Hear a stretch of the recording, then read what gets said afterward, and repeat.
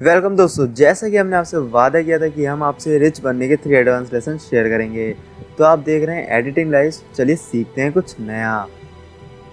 अगर आपने हमारी पिछली वीडियो नहीं देखी है तो डिस्क्रिप्शन में उसका लिंक है, उसे ज़रूर देखिएगा।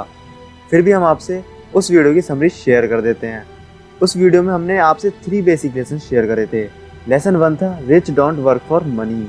साथ ही हमने सीखा था कि ग्रीड और फियर मन में नहीं लाने देने हैं।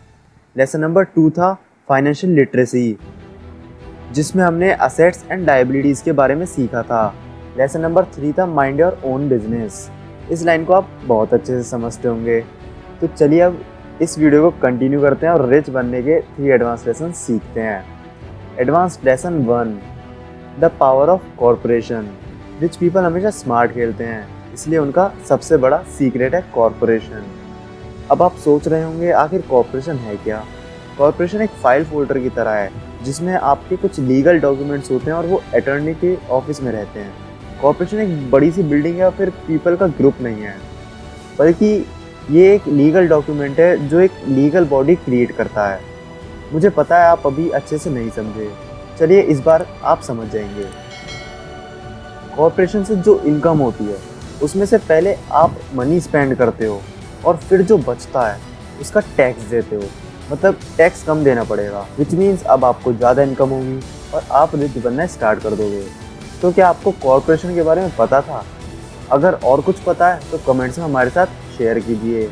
इस बुक में एक बहुत अच्छी लाइन मैंने पढ़ी है और वो है, each dollar in my asset column was a great employee working hard to make more employees. मतलब आप बस एसेट्स में मनी लगाते रहो और फिर देखो मनी आपके लिए कैसे काम करती है।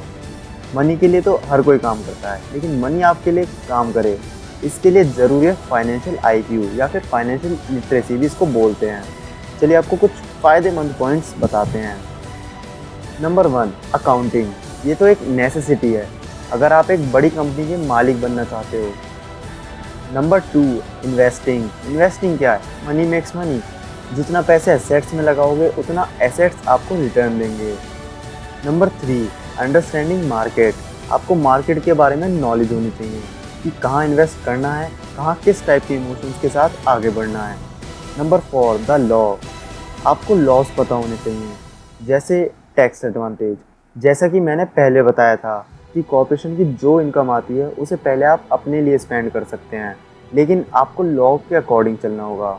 एग्ज़ाम्पल, आप अपनी मीटिंग्स कहीं आउट ऑफ कंट्री कर सकते हैं जिससे आपकी वैकेशंस भी हो जाएं और खर्चा कंपनी का होगा। या आप कार पेमेंट्स, इंश्योरेंस वगैरह कंपनी के एक्सपेंसेस से कर सकते हैं। तो यह है रिच लोगों का लूप होल। वो रहते लॉ के अंदर ही हैं, लेकिन वो स्मार्ट खेलते हैं, एक और लूप होल को समझते हैं। आपने ये तो सुना ही होगा कि जेफ बेजोस जो अमेज़ॉन का मालिक है उसकी काफ़ी सारी कंपनीज है, जैसे Amazon prime, Amazon Kindle and so on. But क्या वो सच में उसी की हैं? एक्चुअली नहीं, वो उन सभी कंपनीज को कंट्रोल करता है। लेकिन जब गवर्नमेंट टैक्स निकलवाना चाहती है जेफ बेजोस की इनकम से, तो उसके पास कोई कंपनी ही नहीं है जो tax they. He controls everything but own nothing. जबकि पुअर और मिडिल क्लास जो लोग होते हैं वो चाहते हैं कि सब कुछ उनका हो और फिर टैक्स देते रहते हैं। इस तरह रिच लोग लीगल प्रोटेक्शंस की लेयर में एक लूप होल बना देते हैं। तो हमने 2 लूप होल्स देखे, एक हमने कॉर्पोरेशन का देखा और एक लीगल प्रोटेक्शन की लेयर्स का। ये लेसन रिच बनने के लिए बहुत ज़रूरी है, तो इसे आप अच्छे से समझें और अगर वीडियो दोबारा देखनी पड़े तो ज़रूर देखें। अगर कोई क्वेश्चन आपके मन में उठ रहा है तो कमेंट्स का सेक्शन खाली है, भर दो दोस्तों। तो बढ़ते हैं लेसन नंबर 2 पर, द रिच इन्वेंट मनी। दोस्तों आप सोचिए कि आजकल वेल्थ यानी पैसा किस चीज़ में है? पहले जिसके पास ज़मीन उसके पास पैसा, लेकिन आजकल दोस्तों पैसा ज़मीन में नहीं है, पैसा है डेटा में, इंफॉर्मेशन में। जिसके पास ज़्यादा इंफॉर्मेशन उसके पास ज़्यादा पैसा। कुछ लोगों को मैं जानता हूँ जो हर टाइम टेक्नोलॉजी को, इकोनॉमी को, अपने बॉस को ब्लेम करते रहते हैं, लेकिन कभी ये नहीं सोचते कि वो खुद भी एक प्रॉब्लम हो सकते हैं। Old ideas are their biggest liability. जब तक लाइबिलिटी से नहीं बचोगे तब तक लोन नहीं जियोगे। आपको अपने ऑप्शंस लिमिटेड नहीं करने हैं, आपको उन्हें अनलिमिटेड बनाना है, ताकि जब एक ऑप्शन बंद हो तो आपके पास बाकी ऑप्शंस तो खुले हैं। And remember, hard work is not an option. Opportunities भी आपकी लाइफ में बहुत बड़ा रोल प्ले करती हैं। जब आपके पास अपॉर्चुनिटी होती है तो या तो उसमें इन्वेस्ट करने के लिए पैसा नहीं होता, या फिर जब रुपए होते हैं तो अपॉर्चुनिटी नहीं होती। तो ये सब जो मैंने अभी आपसे डिस्कस करा, ये है financial intelligence. Financial intelligence is simply having more options.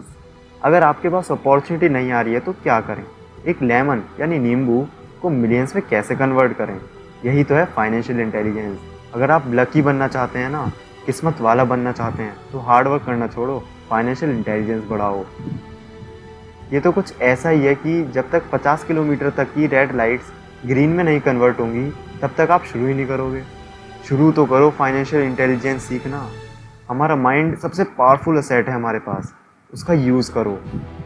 तो दोस्तों बढ़ते हैं लेसन नंबर 3 पर। Work to learn, don't work for money. एक बात बताइए, Robert Kiyosaki best selling author क्यों हैं, बेस्ट राइटिंग ऑथर क्यों नहीं? क्योंकि उन्हें सेल्स की नॉलेज है।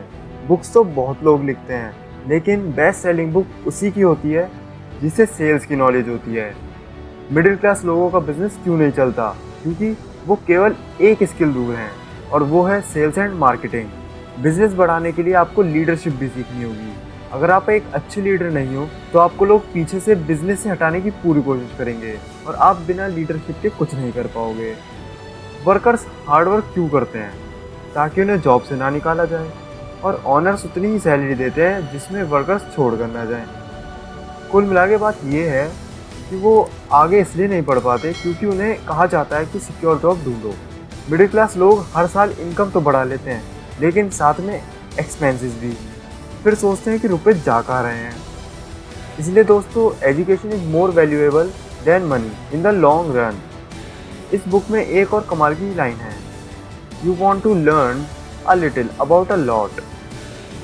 अब लोग क्या करते हैं कि वो कहते हैं कि हम सिर्फ एक चीज़ में स्पेशलाइज होना चाहते हैं, पर रॉबर्ट कियोसाकी के रिच डैड कहते हैं कि हर चीज़ के बारे में थोड़ा थोड़ा पढ़ो और वो सब एक ही चीज़ में लगाकर सक्सेस पाओ। लोगों का बहाना होता है कि आई एम नॉट इंटरेस्टेड। तो क्या लोग जिम में इंटरेस्टेड हैं? नहीं, वो अपनी हेल्थ के लिए जाते हैं, चाहे इंटरेस्ट हो या नहीं। आप में से कुछ लोगों को बहुत अच्छा हैमबर्गर बनाना आता होगा, जो मैकडोनल्ड से भी अच्छा हो, लेकिन फिर मैकडोनल्ड ही सक्सेस क्यों है? क्योंकि उसके पास बिजनेस स्ट्रेटजी है। भले ही उसके बर्गर ज़्यादा अच्छे ना हो, पर वो सेलिंग में और डिलीवरिंग में बेस्ट है। 3 स्किल्स जो सक्सेस के लिए बहुत ज़रूरी हैं। Number 1, management of cash flow. Number 2, management of systems. Number 3, management of people. लेकिन सबसे इम्पॉर्टेंट है sales and marketing, the ability to sell, to communicate.